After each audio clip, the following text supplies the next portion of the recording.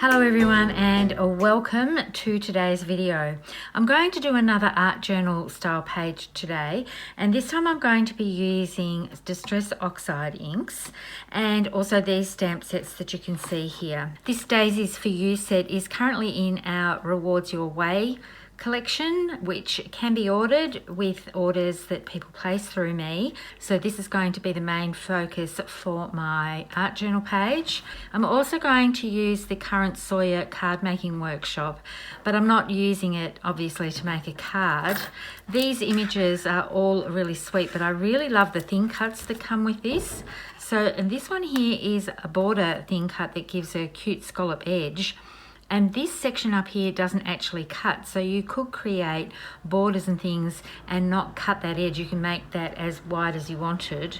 But what I've done with it is just cut it up close to the edge of a piece of black cardstock, and it's longer than what the actual scallop thin cut is, so I've just lined it up again and run it through to get some longer strips. I'm also going to use this image here from Festive Borders. I'm not going to use the matching thin cut, I'm just going to use that on my page. And I've brought in a retired in the background stamp set. I'm looking at all my background stamps and all these types of images that I have in my stash because I think they're going to be very well suited for art journal style pages. So let's get started with this. I've got a piece of Distress watercolor paper and I'm going to ink it up with my Distress Oxides. I'm just going to start this off. I'm not going to put you through the whole entire process of doing this, and I still haven't fixed my desk.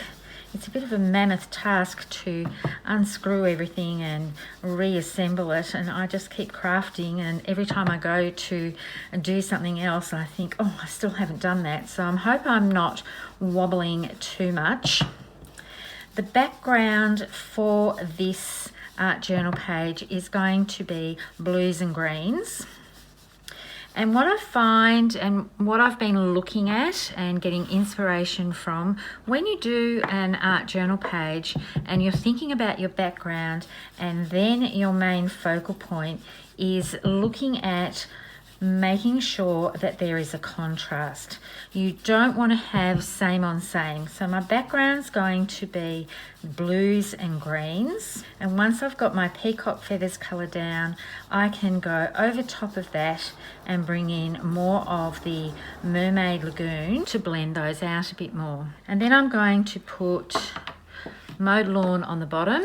I'm just going to grab a post-it note and put that underneath my fingers. It's not really just to protect my fingers from getting inky, it's more if I just use my fingers without putting a piece of paper under here, I can pick up ink from my blending, and then that will transfer to wherever I place my fingers on this piece here. So here's the end result of my ink blending with these three Distress Oxide colours. And now I'm going to bring in black soot and go around the edges of my journal page. I like having a bit of a border and a defined edge to these. I'm finding that this works really very well. And I'm keeping my other inks out so that I can just blend these back in. I don't want it to be a total harsh line of the black soot. I do want it to be blended a little bit. I love working with Distress Oxide inks. They blend so easily, but you can see now that I'm going over this with the Mermaid Lagoon, that is blending that back just a little bit. So where the black soot came in a little bit much on that top right corner, I've just inked up again and blended back out some more of the Mermaid Lagoon.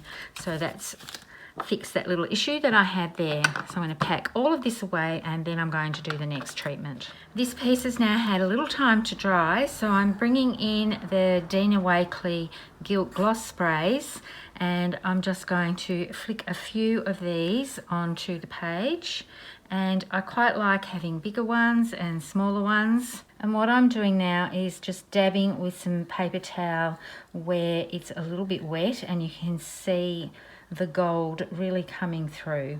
I'm also going to add a few little water droplets just with my water brush. So I'm hoping the camera is picking up on that gorgeous gilt shine, and you can see how the water has reacted to the background. Now I'm going to do some border stamping. I've got that scalloped edge that I'm going to put along the bottom, and I'm using archival black. And I hope my head doesn't get in the way. I'm purposefully going off the edge. It doesn't matter if this doesn't quite line up, because now I'm just going to add another one over top just for a bit of fun. And I'm going to create this border across the top edge as well. And I think, looking at this, I might just go all the way around. So you can see I've got a border all the way around this. It gives sort of a lace effect. And this is what I'm loving about doing these art journal type projects. I'm not going to stress if things aren't totally lined up. It's okay just to have fun with it and stamp things down. This is the in the background stamp set that I showed before. And I've done this on the previous one. I'm just going to ink up certain sections of it and bring that in. It's not going to be totally perfect. I'm going to do this randomly on my page. I could use a sponge dauber, ink up just certain sections, but this is extremely quick and easy to do. And it's a whole lot of fun to build up these layers. So I think I'll do just one more section up here, and that will be it for that. So now I'm going to lay out where I want the stamps for the flowers, and I'm going to stamp these down, but I'm also going to do something else with them afterwards. I've put down the word flower. I've worked out what I'm going to do as my sentiment. These have been cut out from the Slim Alpha thin cuts, and I'm using my Misty so that I can keep everything in place, because I've lined everything up on my page, and I know that I want to probably do a couple of layers of ink on this. So using a Misty allows me to do that.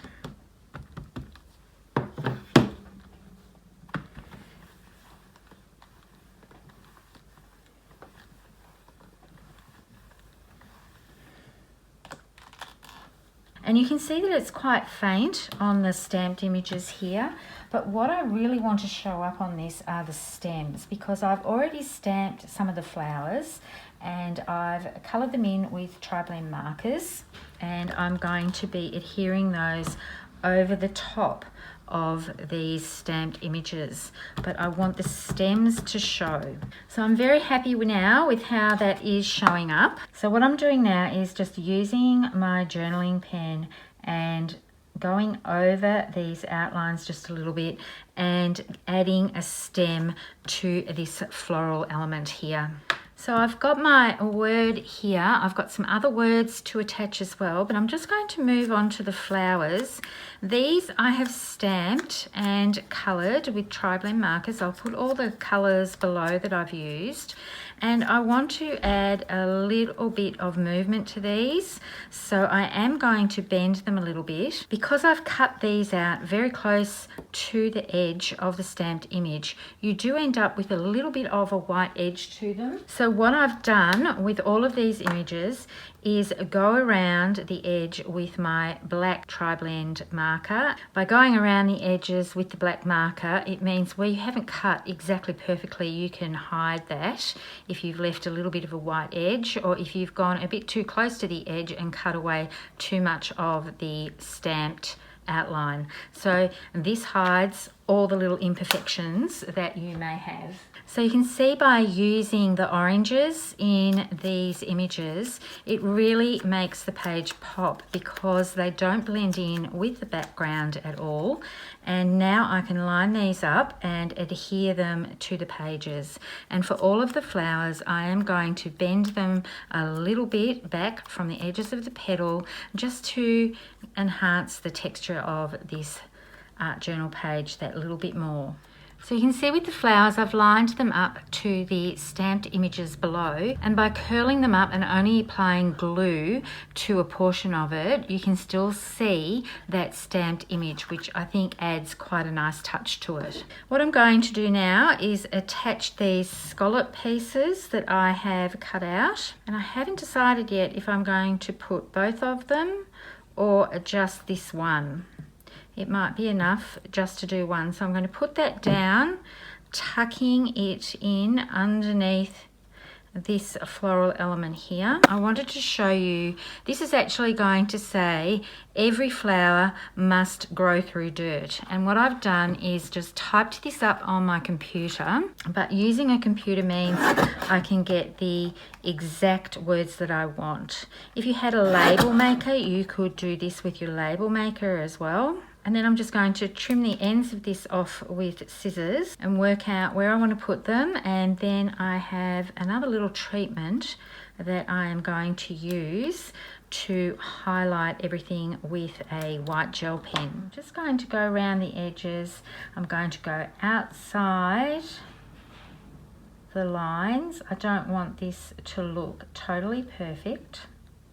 And this does work better if you allow the Distress Oxide inks to dry totally. Mine is still just a little bit wet, so after I've done this video and I've left this to dry for a little while, I will go back in and do that section around again. But I wanted to show you that this is what I like to do just to enhance this a little bit more. It just brings these art journal pages, and I've been experimenting a little bit. It just helps bring them to life just a little bit more. So I'm just going to add a few little lines on my letters. I don't have to go all the way around each letter. I just want a few little white marks just to bring things to life. And then I'm going to add a little bit of white detail to the flowers, and you can see that just brightens things up even more. So much fun to play with all the different mediums and to use all these things that I have been buying over the years and actually doing a different sort of a project from card making and scrapbooking pages. Here's the final piece. I love the little dots with the white gel pen. I kept doing more and more, and I liked how they looked around the flowers, and fussy cutting these was really worthwhile. When you're using a blended background like this or the gloss sprays, stamping an image and then cutting it out and putting it on top really makes these pages pop. You can see that there's a little bit of dimension there, and you can see the stamped images behind these flowers, which just brings in the continuity of it all. I love the stamp border, even though I didn't do it exactly perfectly all the way around. I just think it adds to the whimsy and fun of these types of pages. I hope you've enjoyed watching me create this today. As I said, I am learning as I go with doing this. This is my second one in the series of my 6x8 size. I'm thinking I'm not going to put them into actual page protectors. I might punch holes in them and put them in the everyday life album because I just love the texture of them, and if they're within a page protector, that's going to be lost just a little bit. But I'll see how I go as I make more of these. I'll put some still shots up at the end of this video, and I will link to the other page that I have done. So if you missed out on that one, I'd love it if you went and had a look, and hopefully I will see you next time. Thank you so much for watching. Happy crafting, and bye for now.